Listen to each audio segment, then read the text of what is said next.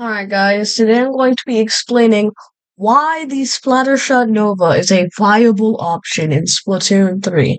Now, it's been a while since I uploaded, and that's because my microphone kinda sucks.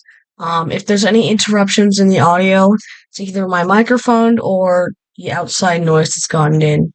Anyways, so the reason I think this is an option, like a viable one, is that it provides some good mid range.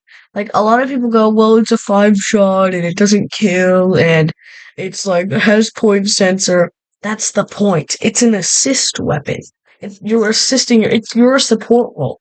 I know it's a shooter, and everybody goes, well, shooters are supposed to be like midline to frontline. They're supposed to kill people and get all those fancy smancy shots. This thing is built around like defensive and distractions. So the default one is by far the best kit, and I know all of you guys are gonna go, wait, why? Because like there's actual damage dealing subs and specials on the other kit. And to that I say, Ink Mine does not synergize with the long range weapon. Why would you use Ink Mine on a long range weapon? The whole point of a long range is so you can shoot people. Yeah, it helps you get, like, maybe save yourself a bit, but, like, it's basically useless after that. So, and Inkjet, sure, it's good, but when are you getting Inkjet with a weapon that paints like shit? Yeah, that's right, you're getting it like 3 times a game. So, the default kit is better for support and offense too, because its special is good at targeting down players and point sensor them, and you basically have a lock on target, just like you had in Splatoon 2 with Stingray, or Splatoon 1 with Echolocator. This is literally like Echolocator as a weapon.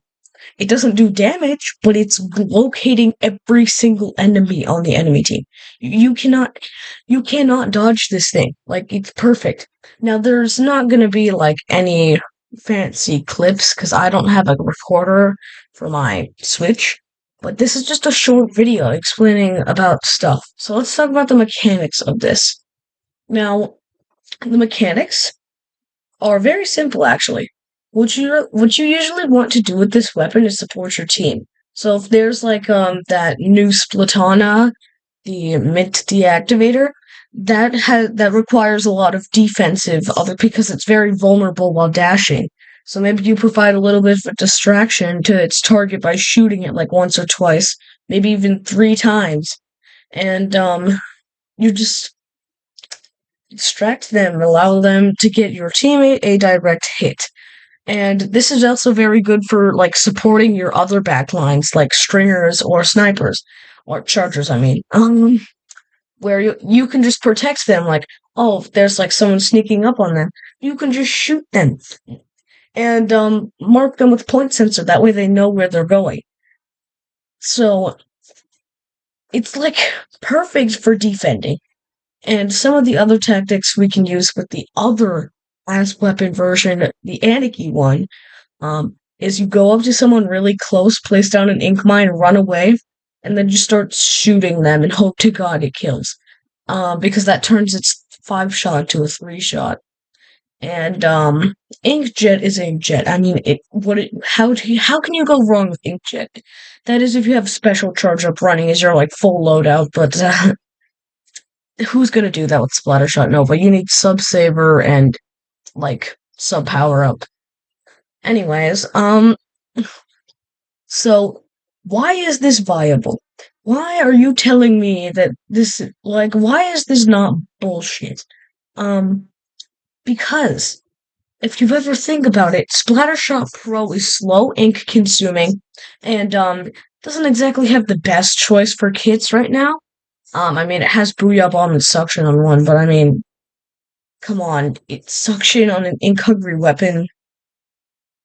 Anyways, the reason you want to do the what is it? Oh, the Nova.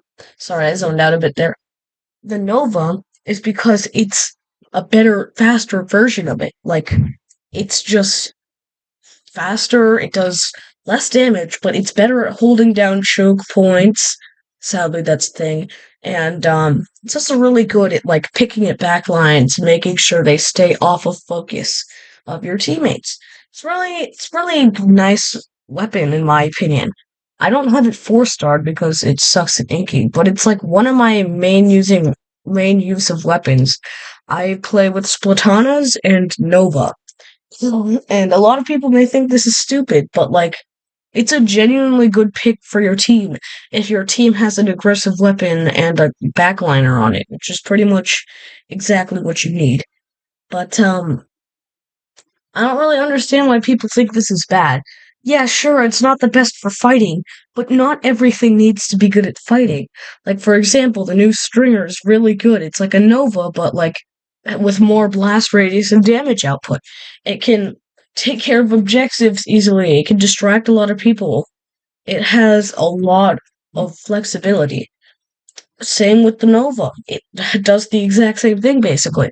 It can just go through and everything and it works. I mean, I've tested this out in a couple of lobbies without any team members that I could communicate with, and I can say that it is very helpful. Like very, very helpful. Now, the only problem with this thing is its weak damage output and lack of defensive opportunity, like no offensive opportunities. Its default kit, the only way you're dealing good amounts of damage in quick succession is definitely doing like killer whale. That's like your only option. But if you are doing anything else, you're like tickling them basically. And that's not really good if you're trying to defend yourself. So, which is why understand a lot of people don't pick this. Like, oh, it's not defending me. Why should I pick it then? Like, at least options like the, I don't know, recycled Brella, which a lot of people underestimate, um, you could still do good damage with it. Like, 90 damage a direct hit. And, if you also use the, like, Splattershot Pro, which is not, like, default kit, not the one that's actually good. Default kit is also good. It's a good support. It has long range support, just like the Nova, but with more damage and less fire rate and more ink consumption.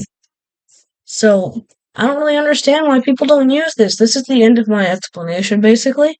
Um, but I just don't understand. It's such a good weapon. It deserves more love than it gets. I really think it should be played in competitive, but then again, the meta is tacticooler still, so it's not the best right now. It's pretty good in casual though. I recommend it. Um, this is the end of my explanation for it. Please subscribe. Um, it's if not, that's okay. I am just explaining here my opinions. Um, this is my first video I've posted in about a month, I think. So consider recommending me to your friends or something, friends, family, whatever. And that would be a big thanks. Goodbye. Hope you have a good day.